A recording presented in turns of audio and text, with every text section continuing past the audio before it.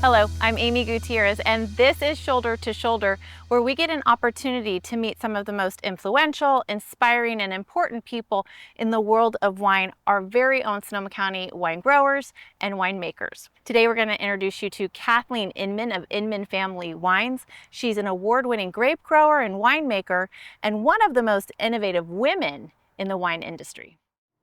Welcome in, everybody, to Shoulder to Shoulder. I am so excited for you to meet Kathleen Inman. She's the owner, GM, winemaker of Inman Family Wines. But I think what really sticks out to me, Kathleen, is that wine is not your first career, making wine and owning this winery. You were in a completely different industry.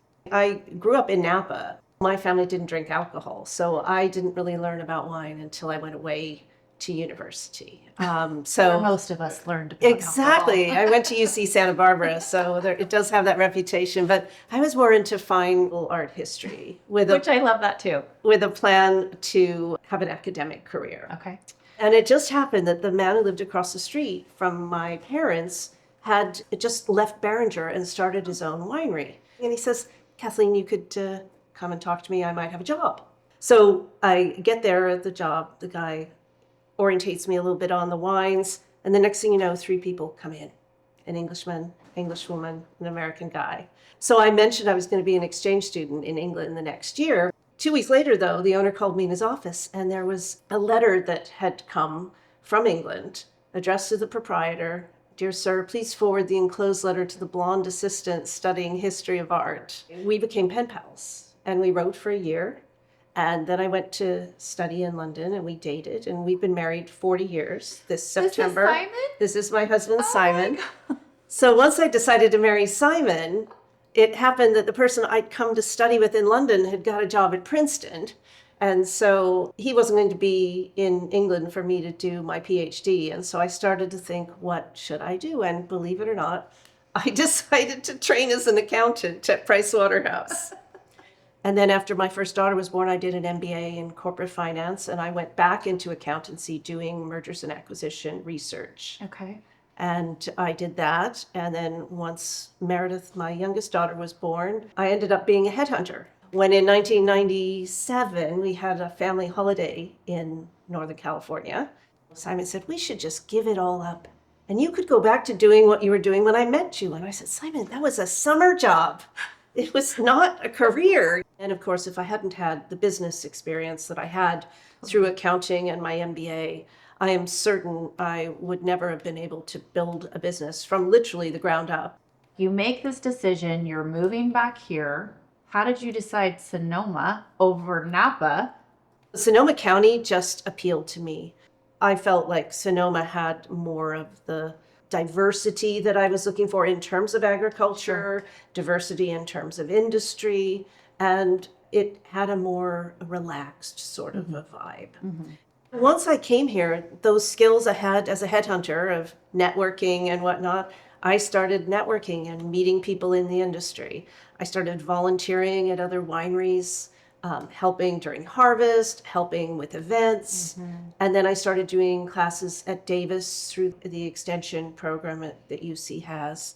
You do so many innovative things here. I want to tackle sustainability with you. We can start with where we're sitting. Yes, I mean, that's a very good place to start. When I built the winery, I started the project back in 2008. I did a lot of research to see what things I could use in making the winery that were recycled, repurposed, upcycled, also that were made within 50-mile radius. So the counters are made out of recycled wine bottles. All the wood in the tasting room here is from the 1880s barn that was on the site that I took down. And the lower counters are made with fly ash from when you burn coal in a power station. The building itself is all solar powered. All the steel structure, it's a metal building here, is all recycled automobiles. Oh my and made from a gosh. company that's based in California. And we recycle all of our wastewater. And if you drive an electric vehicle, Now, yes, you can come see charge. Kathleen. We have a 2-spot charging station. We were the first one in the North Bay to have a privately owned, publicly available charging station. So much of Inman Family Wines revolves around sustainability. And I want to ask you specifically about eco-ethics. It's this term that Kathleen uses. What is it? How do you apply it? Yes, like I was trying to think, since I'm not certified organic, I was looking for words that reflected my farming, my winemaking, and my general business practices.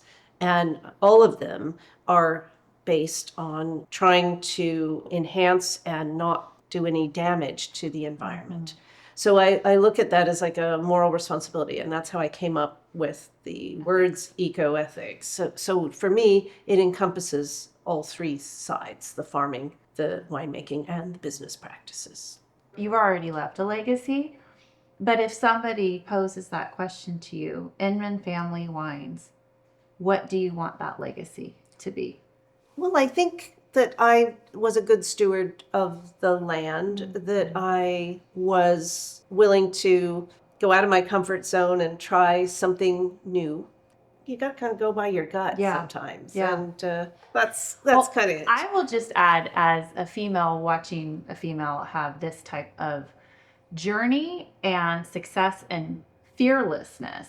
And to me, I can already see that being part of your legacy. There's not a lot of women that do this. And so thank you. Well, thank you. Thank you It's for been what you fun do. visiting with you. Yes. Cheers. Thank you so much for watching Shoulder to Shoulder and joining us as we got to know Kathleen Inman of Inman Family Wines and how she shared her eco-ethics formula for success in winemaking. We hope you'll follow along as we unveil the stories of our beautiful Sonoma County wine country and the farmers and vintners who care for it.